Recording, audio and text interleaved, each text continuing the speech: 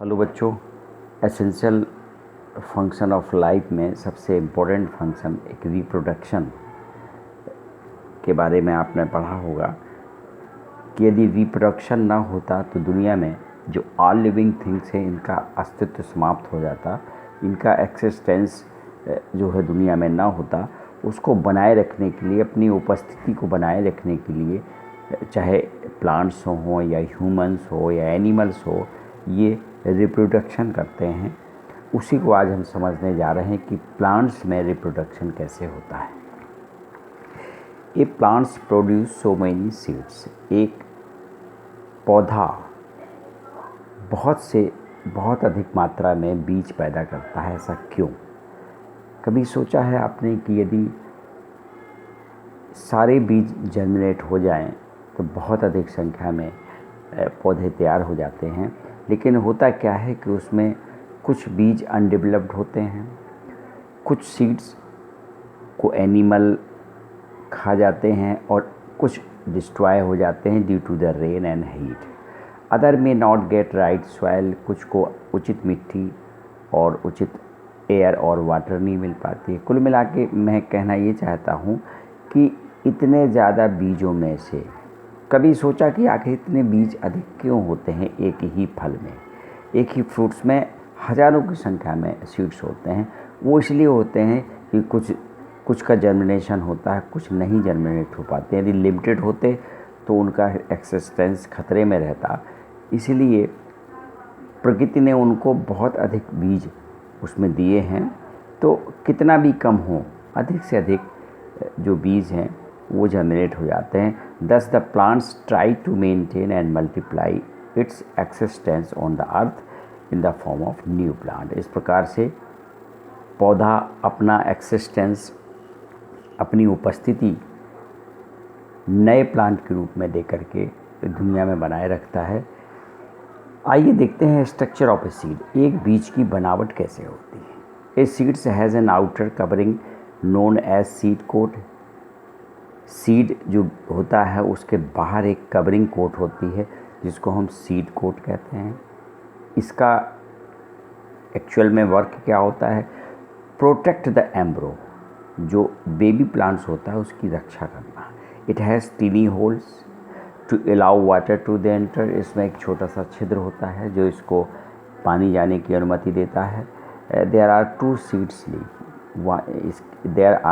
Seed leaves, वहाँ पर दो पत्तियाँ होती हैं और कोटिलीडेंड्रन्स कहते हैं जिसको, इनसाइड द सीड, बीज के अंदर। कोट इन ग्राम्स, जैसे पीज है, बीन्स है, इसके अंदर दो सीड लीव्स होती हैं। वीट है, मेज़ है, राइस है, इसमें सिर्फ वन सीड लीफ होती है। बिटवीन द सीड लीव्स और inside a seed leaf there is a baby plants. इसी के बीच में एक बेबी प्लांट होता है जो सीड लीव्स दो अंदर हैं, inside the seed, that is the baby plants. This baby plants has tiny shoot and tiny root. उस बेबी प्लांट्स में दो भाग होते हैं। टिनी शूट का मतलब है कि ऊपर का भाग माने पत्तियाँ, लीव्स, एंड टिनी रूट्स का मतलब है उसमें जड़ें भी होती हैं। Food is stored in the seed leaves, जो छोटी दो सीड लीव मैंने बताई उसी में फूड स्टोर होता है, और वो फूड उस बीज को उस समय तक मिलता है जब वो ग्रीन लीव्स उसमें जर्मिनेट नहीं हो पाती। अब बच्चों बात आती है कि नीड्स ऑफ जर्मिनेशन सीड। आखिर एक बीज को जर्मिनेट होने के लिए किन किन कंडीशंस को चाहिए? उनको एयर चाहिए, वाटर चाहिए और सूटेबल टेम्परेचर चाहिए। ये तीनों चीज़ों में से एक भी चीज़ यदि नहीं होगी तो पौधा का जो सीड्स है वो जर्मिनेट नहीं हो पाएगा। एयर की बात जहाँ तक है तो ऑक्सीजन चाहिए। वाटर इसलिए चाहिए कि जब वो बीज का जो आउटर कोट है जब वाटर को एब्जॉर्ब करता है तो वो सॉफ्ट हो जाता है।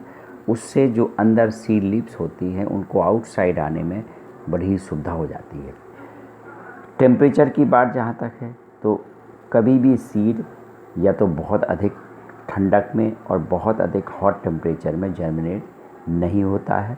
उसको मॉडरेट टेम्परेचर अर्थात 25 से 35 डिग्री सेंटीग्रेड नॉर्मली ये फेवरेबल जर्मिनेशन है वो होती है इसमें। बच्चों सबसे इम्पोर्टेंट चीज़ आगे आती है कि स्टेज इन जर्मिनेशन, आखिर बीज की स्टेज कैसे, कौन कौन सी स्टेज होती हैं जब वो जर्मिनेट होता है। आप इसको पढ़ें, मैं आपको सारांश के रूप में आपको ये जो सामने एक फिगर दिया हुआ है उसके माध्यम से आपको बताता हूँ। जब कोई भी सीड किसी सॉइल में सोन किया जाता है, बोया जाता है, तो एक बात ध्यान रखने की ज़रूरत है कि ज़्यादा गहराई तक नहीं होना चाहिए। ज़्यादा डीपली जाने पर बीज सीड्स के अंदर जो एयर चाहिए होती है वो नहीं मिल पाती है। जब आप उचित वातावरण वाटर पाता है तो ये सॉफ्ट हो जाती है और उसके अंदर से सबसे पहले रूट्स आना बाहर शुरू हो जाती हैं। वो रूट्स जैसे ही अंदर जाती हैं वहाँ से इनको वाटर की सप्लाई, मिनरल्स आदि मिलना शुरू हो जाते हैं। तब तक चूँकि अभी ग्रीन लीव्स नहीं आई हैं तो ये जो सीड लीव्स हैं ये इनको भोजन देती हैं। जैसे ही ये भोजन प्राप्त करती हैं तो नया पौधा, दो पत्तियाँ जिनको आउटसाइड की जो लीफ हैं, ट्रू लीव्स, जो बाहर आ जाती हैं। इसके बाद का प्रोसेस चालू हो जाता है। जड़ों के द्वारा, रूट्स के द्वारा वाटर एब्जॉर्ब होता है, मिनरल्स ऑब्जॉर्ब होते हैं और वो प्लांट्स को प्राप्त होते हैं और जो लीव्स होती है वो अपने भोजन का निर्माण करती है। और ये जो आप देख रहे हैं ये ट्रू सीड लीव्स जो हैं ये ड्रॉप हो जाती हैं क्योंकि इनका भोजन जो स्टोर होता है वो फिनिश हो जाता है और इनका काम यहाँ से ख़त्म हो जाता है। अब बच्चों बात आती है कि reproduction by non flowering plants, ऐसे पौधे जिनमें फ्लावर ही नहीं होता है। जब फ्लावर नहीं होगा तो फ्रूट्स नहीं होगा, फ्रूट नहीं होगा तो सीड कैसे बनेगा, तो आखिर उनका जर्मिनेशन, उनका रिप्रोडक्शन कैसे होता है। इन पौधों में non flowering plant do not produce seeds, मैंने बताया आपको, दे प्रोड्यूस स्पोर्स, इनके अंदर बच्चों स्पोर्स होते हैं और ये बहुत अधिक संख्या में होते हैं।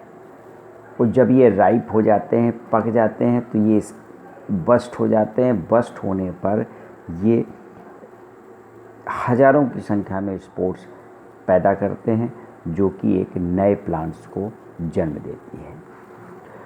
अब बच्चे लोग रिप्रोडक्शन बाय वेजिटेटिव प्लांट्स, अब बात आती है कि जो वेजिटेटिव पार्ट्स हैं, अर्थात पौधे के विभिन्न भाग, जैसे कि रूट्स है, स्टेम है, लीव्स है, इनसे भी रिप्रोडक्शन होता है। Reproducing by roots, stem and leaves is called the vegetative reproduction.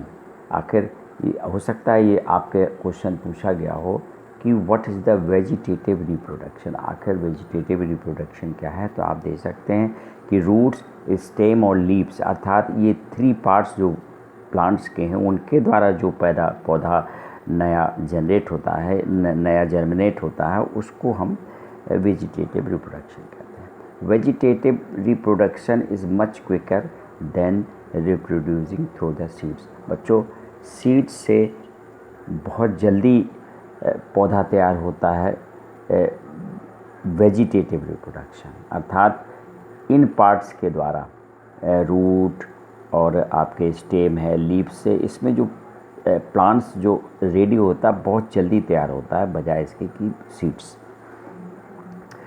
New plants from roots, जो रूट्स हैं उनके द्वारा नया प्लांट्स कैसे पैदा होता है। स्वीट पोटैटो जैसे चुकंदर है, रेडिश है, टर्निप है, कैरेट है, are the roots of the plants. ये जो है उसकी जड़ें ही उसका पौधा है। Which have stored food in them, उनके अंदर भोजन इकट्ठा हो जाता है। If we plant them into the soil और put in water, roots and shoots grow from them. बच्चों दूसरी बात आती है new plants from underground stem. कुछ तने ऐसे होते हैं, तने जनरली प्लांट्स में ज़मीन के बाहर होते हैं, लेकिन कुछ प्लांट्स ऐसे भी होते हैं जिनके जो स्टेम है वो अंडरग्राउंड होते हैं, जैसे पोटैटो है, जिंजर है, ओनियन है। पोटैटो एंड जिंजर है बड्स, इनमें बड्स होती हैं जिनको हम कलिकाएँ कहते हैं। छोटे छोटे से आपने देखा होगा आलू जब अपने घर में रखा होता बहुत दिन हो जाते हैं तो उसमें बड्स निकल आती हैं। उसी को यदि हम मिट्टी में प्लांट कर दें तो वो एक नया प्लांट्स बन जाता है। If we plant them into the soil, in new plants grow from the buds. Onion is called the bulb, इसको हम बल्ब भी कहते हैं क्योंकि ये देखने में बल्ब जैसा लगता है। अब बात आती है न्यू प्लांट्स फ्रॉम रनर्स। जो रनर्स होते जैसे स्ट्रॉबेरी है, ग्रासेस है, पुदीना है, मिंट है, ये इनके बहुत वीक स्टेम होते हैं, इसलिए ये क्रीपर ज़मीन में रेंग करके चलते हैं और ज़मीन में जगह जगह पर अपना एक रूट्स निकालते हैं। उस रूट के माध्यम से वो आगे बढ़ते चले जाते हैं और नया पौधा रेडी होता चला जाता है। अब बच्चों 4 टाइप का है new plants from the stem cutting. बच्चों कुछ पौधे जो स्टेम है तनों को काट करके पैदा होते हैं, जैसे आपने देखा होगा रोज़ की कलम हम लगाते हैं, और जो प्लांट्स हैं उनकी कटिंग हम स्टेम की दूसरे प्लांट्स पे लगा करके भी पौधे पैदा करते हैं। इससे बहुत अच्छी क्वालिटी के प्लांट्स पैदा होते हैं जिनको हम ग्राफ्टिंग कहते हैं। Sugar cane and rose plants are sown. कभी शुगर केन आपने बोते हुए देखा होगा तो ये स्टेम ही बोई जाती है। When cutting are attached to a shoots of another plant, जब एक कटिंग स्टेम को किसी अन्य पौधे पर लगा दिया जाता है शूट्स के साथ तो उसको तुरंत भोजन मिलना शुरू हो जाता है। इससे वो बहुत जल्दी जर्मिनेट होता है, एक नया पौधा बहुत कम समय में तैयार हो जाता है। इस तरीके से ये कहलाता है new plants from tips of branches. Layering कहते हैं जिसको। Side branch of the jasmine plants is bent toward the ground and a portion covered with moist soil. आप एक पत्ती का, एक प्लांट्स का एक हिस्सा तोड़ करके नई मिट्टी में आप लगा दें तो एक नया पौधा तैयार हो जाता है। इस तरीके से आपको ये टाइप के प्लांट्स होते हैं। बच्चों एक plant new plants from the leaves. कुछ प्लांट्स ऐसे होते हैं जो लीफ से ही पैदा होते हैं। Leaves of some plants like bryophyllum and begonia bear buds of them. उनकी पत्तियों में ही कलिकाएँ होती हैं, बड्स होती हैं। When capped in the moist, जब इनको नमी में हम रख देते हैं, सॉइल में मिट्टी वाली नमी वाली मिट्टी में रख देते हैं, दे प्रोड्यूस न्यू प्लांट्स। उससे नया पौधा तैयार हो जाता है। तो बच्चों इस वीडियो में आपने जाना कि हाउ मैनी टाइप्स प्लांट्स में कितने प्रकार से रिप्रोडक्शन होता है। उन प्लांट्स में जिनके फ्लावर होते हैं, वो प्लांट्स जो लीफ से बनते हैं, स्टेम से बनते हैं, रूट से बनते हैं, ये तमाम प्रकार के आपने प्लांट्स देखे। तो आप यहाँ तक इसके पढ़ करके नेक्स्ट वीडियो में मैं आपको ये बताऊँगा प्रोडक्शन ऑफ क्रॉप्स, फसलों का उत्पादन कैसे होता है, इसको अपन जानेंगे। धन्यवाद।